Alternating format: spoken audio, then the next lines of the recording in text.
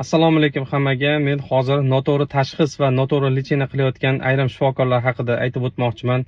Andijon viloyati Andijon shahri Bo'ston MFda joylashgan Sog'lom turmush klinikasi unga rahbarlik qiluvchi Shukrullo Jalilov ismli shifokorimiz SSP kasalligiga chalingan bolalarda noto'g'ri tashxis ila noto'g'ri lecheniyalar bilan davom ettirib kelmoqda ushbu faoliyatini.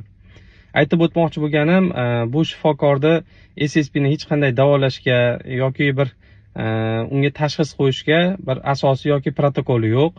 Ular O'zbekiston Respublikasi Sog'liqni saqlash vazirligi tomonidan ishlab chiqilgan protokol asosida ishlamaydi. Chunki sababi 2023-yil men o'z farzandimni olib borganman, ularning faoliyatini o'rganganman.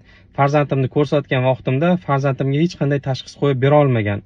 Ya'ni u aytishi bo'yicha bu vaqtinchalik o'tib ketadigan holat deb tashxisni aniqini ayta olmagan va o'zini shu firmasi tomonidan ishlab chiqarilgan dorilar tavsiya qilgan va men u dorilarni sotib olib, lekin tekshirtirib ko'rib farzandimga bermaganman.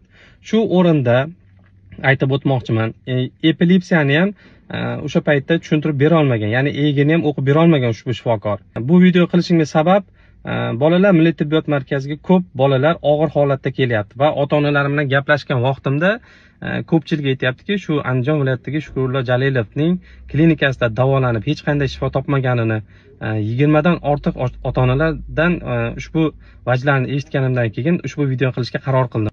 Ota-onalarimiz shifokorlar yoniga shifo istab boradi. Shu qatorida Sog'lom turmush klinikasiga borganlar ham hech biri shifo topmasdan bolasi og'ir ahvolda qaytib kelishgan. Barcha ota-onalarni ogohlantirib qolaman. Siz qaysi shifokorga borishingizdan qat'iy nazar uni birinchi navbatda faoliyatini yaxshilab surishtiring. U qaysi yo'nalishda o'qigan va qaysi kasalliklar bilan muntazam shug'ullanib keladi va qaysi yo'nalishdagi kasalliklarda natijalarga erishgan. Uni qalbaki ayrim videolarga ishonib qolmang. Bunday shifokorlar hozirgi kunda juda ham ko'paygan.